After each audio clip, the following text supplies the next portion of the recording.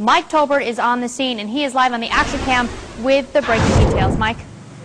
Catherine, from my vantage point, that fire looks to be pretty much under control, really just smoldering right now. I'll step out of the way. You can see what we see now. This fire, we're told by the JFRD, has been going on since about 9:15.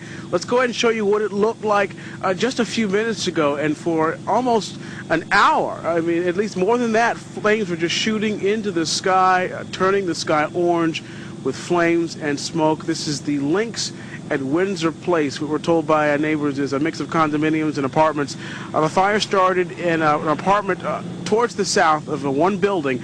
We're told by JFRD what they're calling a warming fire, possibly a fireplace that was on, a space heater.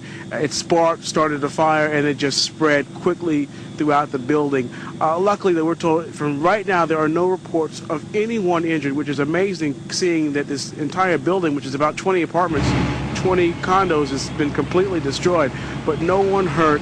Firefighters have been fighting this with at least 3 ladder trucks from above and below, and now seemingly have got a handle on it, just really looking for hot spots, trying to make anything doesn't flare up.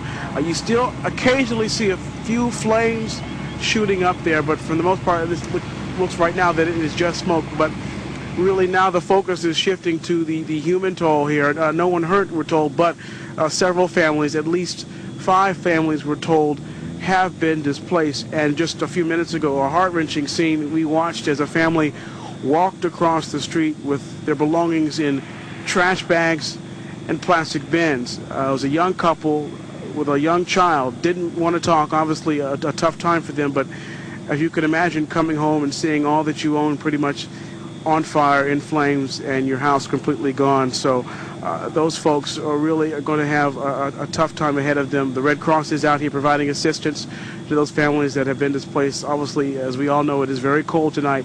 The Red Cross surely going to make sure they have a place to stay. But right now we're told at least 5 families have been that they know of has asked for assistance, I should say, but you can imagine there are a lot more families here because that total building has been destroyed, and that's at least 20 apartments. But again, this fire is at the Lynx at Windsor Park, right off of Hodges Boulevard. Looks like crews have it under control, but still spraying on it, still mopping up hot spots, and they're going to be out here for some time. And we'll be out here gathering the latest information as soon as we can get it to you. For now, we're live on the south side. Mike Tolbert, Action News. He joins us now on the action cam from downtown. And Mike, it's hot out there. Oh, that it was, Kristen. And really, our story today was about people relaxing in the heat. Well, it turned into working in the heat, and that proved to be really tough. You see our trucks here, our live trucks, they use generators to keep them going to power all that equipment inside. Well, as soon as we turned this bad boy on just a few minutes ago, it shut off, and we lost all power in the truck. And we can only imagine that it's just trying to power all that equipment inside, just really tough in this heat. But thankfully, though, there is a plan B. These big trucks, despite how sophisticated they may look, can actually run off regular old AC power. So we just took an extension cord, plugged it into one of the city-provided outlets. Thank you, City of Jacksonville, for that. And we're able to bring you this live picture. Now, we are just standing right outside of Kids Campus. This is a really cool water park that the city has. And Mike, this search is expanding. That it is, Carl. Day 5, still no sign of 5-year-old Haley Cummings. The little girl, authorities believe, was taken out of her home in the middle of the night as she slept. Now, the players are still here. All the law enforcement agencies, in fact, they're still here behind me at the Mobile Command Center. You can see them here, the Florida Department of Law Enforcement, the Putnam County Sheriff's Office. They are still the lead agency here, and also the St. Johns County Sheriff's Office. We also have other sheriff's offices from around the area, the immediate area here, helping with the investigation. Right now, we're told a little more than 250 people, that's volunteers and law enforcement, are here in that search. And coming up, we're going to have some new information for you and some exclusive video you won't see anywhere else. But first, I'd like to bring in CBS 47's Matt Safer. And Matt, yesterday, authorities talked about those items of interest, items of interest they found, but they were trying to figure out if they had anything to do with this little girl's disappearance. And today we learned news that no one wanted to hear, that these items were inconsequential. Right, and this was the first break. And this is really a big event because when you get here, the first thing you notice is that the families are split in 2 different camps. You have the mom's family on one end of the street, and you have the father's family on the other end of the street. So you really haven't seen them come together until now. Until now, Mike, that's it.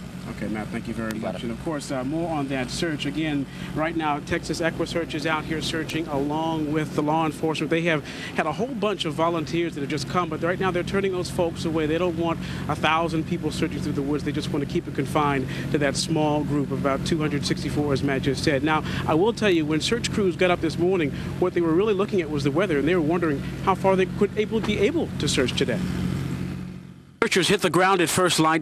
And unless we get any new developments tonight, that search will continue into tomorrow. Let's put that little girl's picture up one more time. We cannot show you this girl's picture enough times. Haley Cummings, 5 years old, 3 feet tall, blonde hair, brown eyes, last seen wearing a pink shirt and underwear. Have you seen this girl? If you have, please call the Putnam County Sheriff's Office, or it's even easier, call 1-888-FL-MISSING, 1-888-FL-MISSING. Please, if you know anything, all it takes is one call to get this little girl found. That is the story here from Putnam County. Any new developments, we will, of course, let you know as soon as possible, and you can always tune into CBS47.com for the latest information. For now, we're live in Putnam County. Mike Tolbert, CBS 47 News. All right, Mike, thank you very much.